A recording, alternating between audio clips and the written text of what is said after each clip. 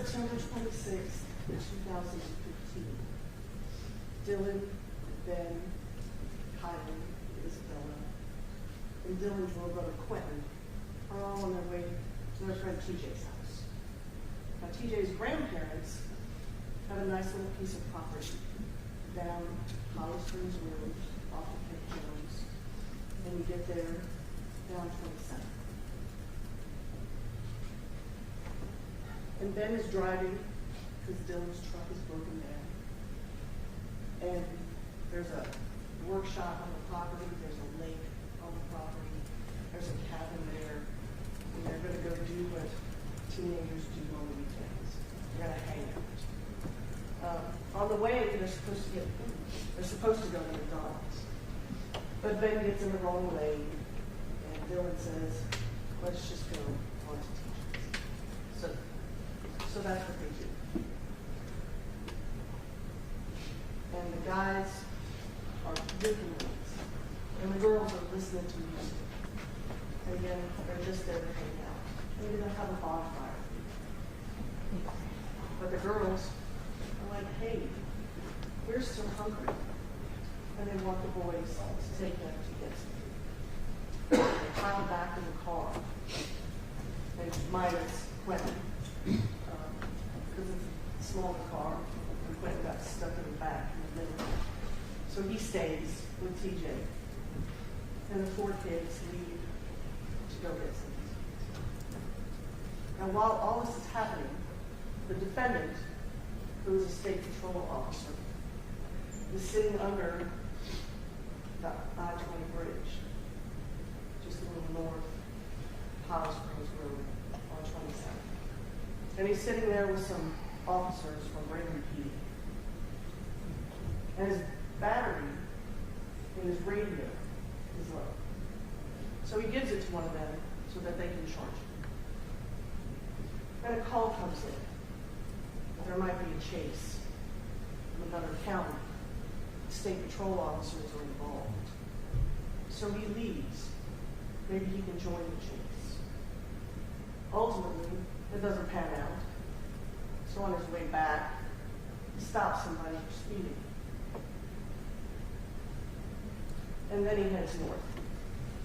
Now mind you, he does have another radio. He is not without communication.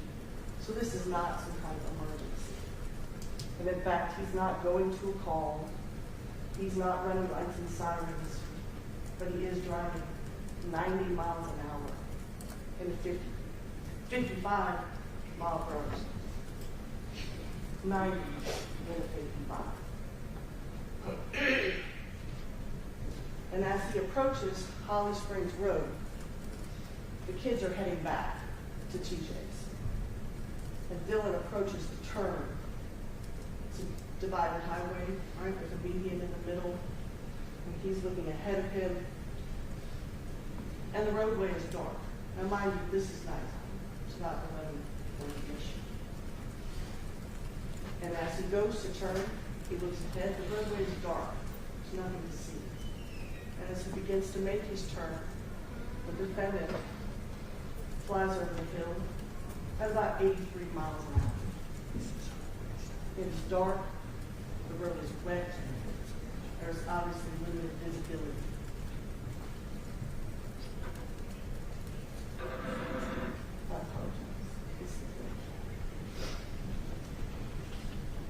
And as he drives up that hill, he passes two caution signs, one on each side of the road.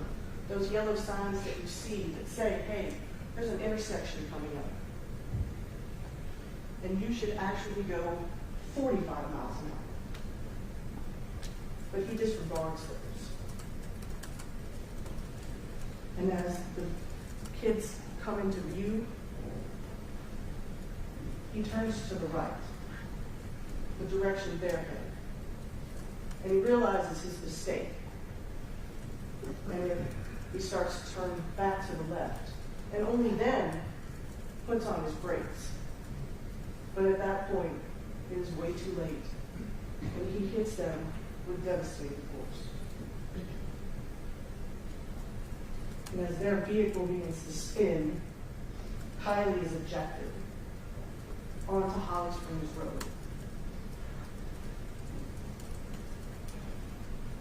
She suffers a lacerated liver and what they call soft tissue damage, and essentially bleeds out internally and dies in the hospital. Isabella suffers a fractured pelvis and what the doctor will refer to as a transection of her thoracic aorta, which is the largest artery in the body. She also has brain bleeding. And she dies on scene before the EMTs and first responders are able to pry her from the car. And Dylan is so disoriented that he continues to press down the gas on the vehicle, even though it's up a hill and there's nowhere to go, generating smoke and that fills the air. And he ends up with skull fractures and memory loss and a lacerated arm.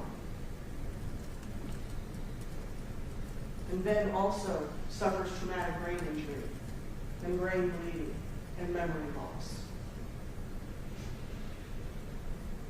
In the defendant's own words, he tells Corporal Alexander, "I went right, but I should have went damn left."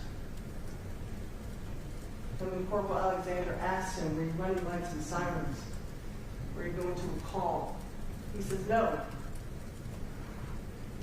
I wasn't going nowhere." Now, you will learn that there's alcohol in the kid's vehicle. But you will also learn that there is no evidence that Dylan was under the influence. State Patrol sent a member of their Nighthawks team, which is a specialized DUI task force, sent him to the hospital to see if they could find probable cause, which is what you need to take someone's blood if you suspect that they're under the influence. And they found none. Now the hospital took their blood, Dylan's and Ben's, because of course it's important, right, for their treatment. The hospital will also, the results will also show you that there is no blood, there is no alcohol in Dylan's blood. There's no alcohol in Ben's blood.